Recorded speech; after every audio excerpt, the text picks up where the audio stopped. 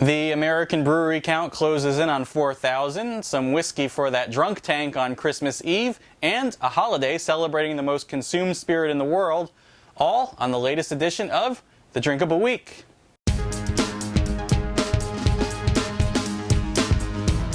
Hi, I'm Jeff Cialetti, author of The Year of Drinking Adventurously, and welcome to the Drinkable Week.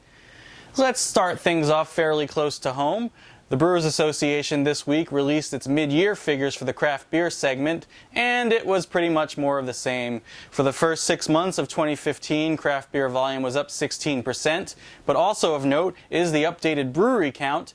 As of June 30th, there are 3,739 operating breweries in the United States, and of course that was already a month ago, and since nearly 2 breweries are opening every day, that number is likely over 4,000 by now.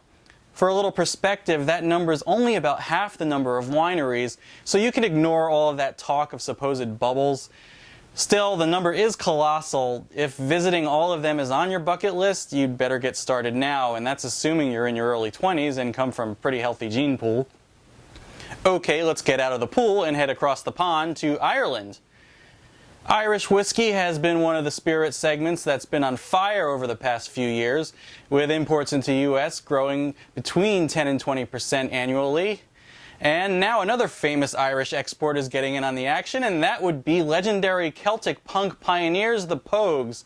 That's right, the Shane MacGowan-fronted icons are releasing their own brand of whiskey called, what else? The Pogues Irish Whiskey. And you don't have to worry, Shane's not operating the still. West Cork Distillers, best known for West Cork Single Malt and the Kennedy line of whiskey fusions.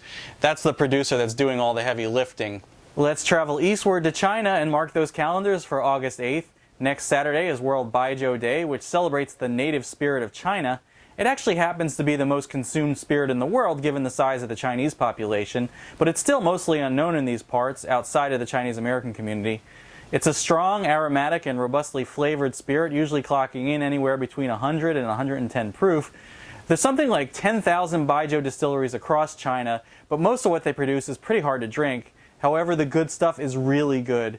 And it's been making its way to the US, so look out for brands like Maotai or Shui Jingfeng, because those are simply amazing. Trust me when I tell you, you've never tasted anything like baijiu. So give it a shot next Saturday, won't you? And as they say in China, ganbei! Thanks again for watching. Keep those comments coming on Twitter at Jeff Cialetti or Drinkable Globe, and email Jeff at drinkableglobe.com. And if you want to know more about baijiu, Irish whiskey, and craft beer, they're all in my upcoming book, The Year of Drinking Adventurously, so pre-order it now. And remember, grab the world by the glass!